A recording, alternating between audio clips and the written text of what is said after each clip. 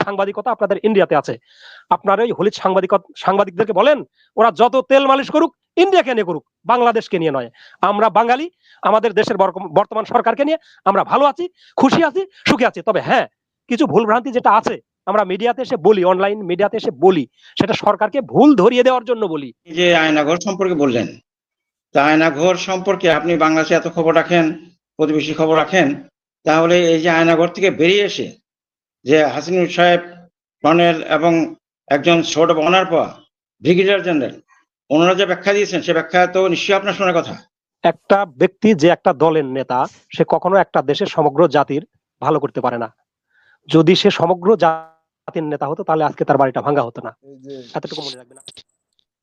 আমাদের দেশে যে সর্বোচ্চ যে ডেইলি স্টার, ওনারা যে বুঝে না বুঝে যে সংবাদটা হেডিং করলো, এটার ব্যাপারে আমাদের বাংলাদেশ সরকারে কোনো আইনগত পদক্ষেপ নিছে কিনা। এক কথা সরি আর দুঃখ প্রকাশে তো এটা ঠিক না। কেন?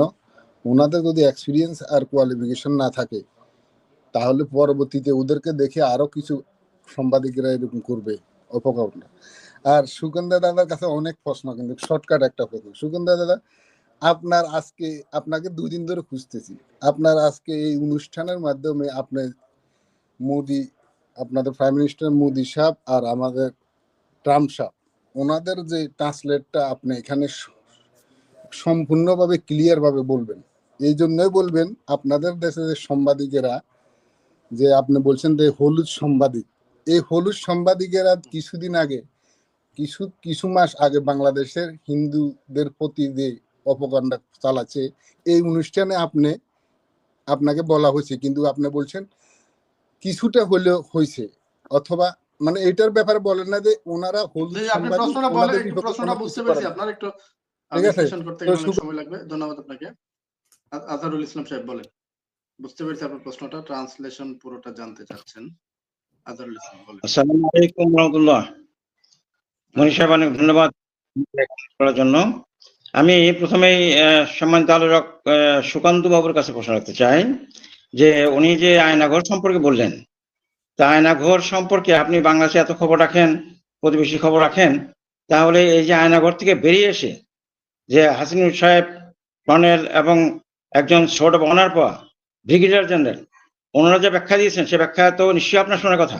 আর সেই ব্যাখ্যা যদি শুনে থাকেন এবং যারা নির্যাতিত, যারা সেখানে দীর্ঘ 8 বছর কাটিয়ে আসছেন, তাদের কথার প্রতি আস্থা যদি না থাকে, তাহলে আপনি সেই ময়ূরের মতো অবস্থানে আছেন বলে বিচার করতে হবে। আরেকটা বিষয় যে আপনি বলছেন যে ওই যে আপনার ফ্রান্সে হাত মিলায় নেয় পরে তাকে বিশেষ সংবর্ধনা দিচ্ছে, তাহলে যে আপনার প্রাইম মিনিস্টার যে বন্ধু, সে যে ওই হাত পা শিকল বেঁধে পাঠালো আপনাদের নাগরিকদের, তো সেটার উপহার হিসেবে আবার এই সাক্ষাতে কি পেলেন আপনারা, সেটা দয়া করে বলবেন। আর শেষ কথাটা হলো যে কোন প্রতিবেশীর সাথে আপনাদের সুসম্পর্ক আছে? আপনার সব প্রতিবেশীর সাথে ভালো যোগাযোগ রাখেন, খবর রাখেন, তো আপনার প্রতিবেশী একটা দেশ দেখাবেন যেখানে আপনাদের সুসম্পর্ক বজায় আছে দীর্ঘদিন যাবৎ, এমন একটা দেশ দেখাবেন। আর এখানে বেস্টার সাহেবের কাছে একটু প্রশ্ন আছে। সম্মানিত বেস্টার সাহেব দয়া করে বলবেন যে এই যে ট্রাম্প সাহেব যে বললেন যে 100 ইয়ার্স, 100 বছর যাবৎ ভারতকে ই করছেন, তো এটা কি এক ধরনের উপহাস নয়, উপহাস কিনা এটা বলবেন। আর মেজর সাহেবের কাছে সংক্ষিপ্ত একটা প্রশ্ন, যে উনি ফান্ডামেন্টালিস্ট সম্পর্কে বলছেন মৌলবাদী যাতে উত্থান না হয়, তো মৌলবাদী সংজ্ঞাটা কি? এখানে আপনারা যারা মুসলমান অনেকে হয়তো জানেন যে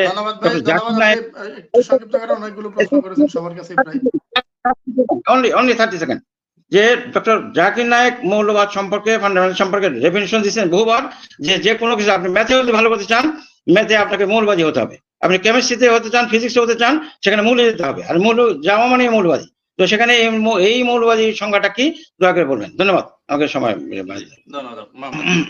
বলেন। আসসালামু আলাইকুম ওয়া রাহমাতুল্লাহি ওয়া বারাকাতুহু। সবাইকে সালাম জানিয়ে শুরু করছি। মনির ভাই ধন্যবাদ আমাকে নেওয়ার জন্য। সুকান্ত দাদা, আপনি খুব সুন্দরভাবে কথা গুছিয়ে বলেন, এজন্য আপনাকে ধন্যবাদ। এবং যারা আপনাদের হলুদ সাংবাদিক আছে তারা কোয়ালা উসু করে কথা বলে, এর সাথে আপনার একটা পার্থক্য আছে।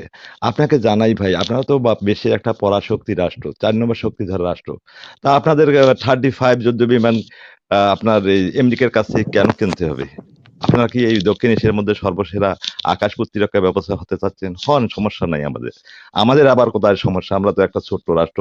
কিন্তু আমরা আমাদের স্বাধীনতা সার্বভৌমত্ব নিয়ে থাকতে চাই ভাই। আমরা কখনোই ওই কোন পরাশক্তির আপনি কাছে প্রশ্ন মাথা নত বলেন করি ভাই, না। একটু প্রশ্ন বলুন, ওনারা আ অস্ত্র কিনবে কি কিনবে না সেটা না, বিষয় না, না। ওই দিকেই মনির ভাই ওই বিষয়ের উপর ভাবেই কোনো প্রশ্ন থাকলে বলেন। না, ওই প্রশ্নটা করছি।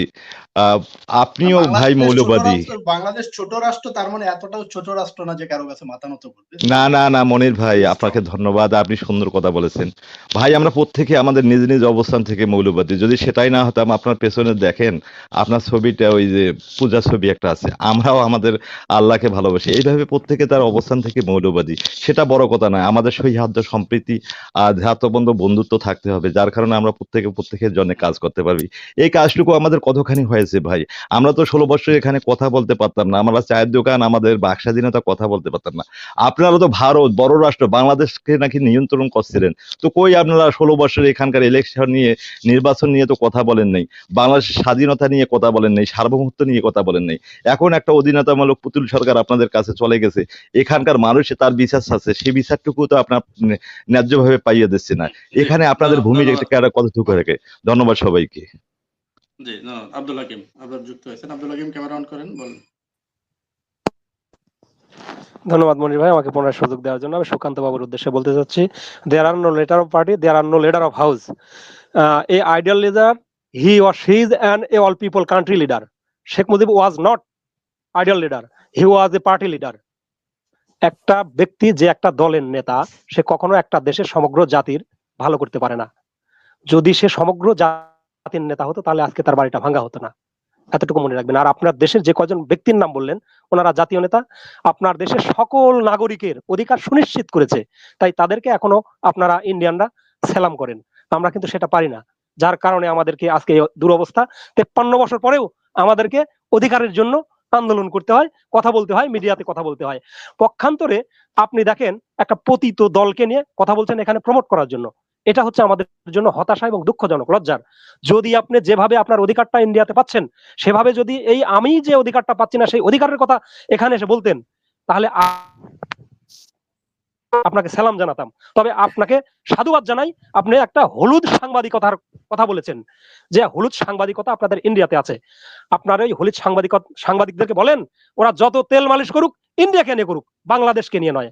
আমরা বাঙালি, আমাদের দেশের বর্তমান সরকারকে নিয়ে আমরা ভালো আছি, খুশি আছি, সুখী আছি। তবে হ্যাঁ, কিছু ভুলভ্রান্তি যেটা আছে আমরা মিডিয়াতে এসে বলি, অনলাইন মিডিয়াতে এসে বলি, সেটা সরকারকে ভুল ধরিয়ে দেওয়ার জন্য বলি, তাদেরকে হেয় প্রতিপন্ন করার জন্য বলি না। যেনারা এই কথাগুলো শুনে ওনাদের ভুলটাকে শুধরে নেন এবং আমাদের দেশকে ভালোভাবে পরিচালিত করেন। তার প্রমাণ আজকে আপনি দেখেছেন কিভাবে আপনার দেশের চাওয়ালা, ওই যে বুঝেছে জ্বালা, রবি ভাই বলেছেন, সেই জ্বালাটা আমাদের এই নোবেল লরিয়েট বুঝিয়ে দিয়েছেন। এই জন্য যেটা বলবেন, যেটা করবেন, বুঝে শুনে করবেন। যদি কাউকে আপনি সম্মান করেন তাহলে সম্মান পাবেন, যদি অসম্মান করেন আপনিও অপমানিত হবেন। এই চিন্তাটা মাথায় নিয়ে কাজ করতে হবে। অতএব আপনি সকলকে সম্মান করুন এবং সম্মান গ্রহণ করুন। ধন্যবাদ মনির ভাই আমাকে সময় দেওয়ার জন্য। আসসালামু আলাইকুম। ধন্যবাদ। আরেকজন দর্শক আছেন, আপনার নামটা লেখেন নাই, রেডমি লেখা, আপনার নামটা একটু বলতে হবে, তারপর প্রশ্ন থাকলে বলেন। আসসালামু আলাইকুম। ওয়ালাইকুম আসসালাম। জি, ভালো আছেন? আমি সৌদি প্রবাসী, আওয়ামী লীগের নির্যাতিত। আমি বর্তমানে আছি সৌদি প্রবাসী। সবাইকে আমার আসসালামু আলাইকুম। আমার লিডার, আমার প্রাণের দলের নারায়ণগঞ্জের লিডার অ্যাডভোকেট মনিরুল ইসলাম, আপনাকে আমি সালাম জানাই। আমি পাথরঘাটা, বরগুনা পাথরঘাটা 4 নং ওয়ার্ডের শ্রমিক দলের সহসভাপতি। সরি,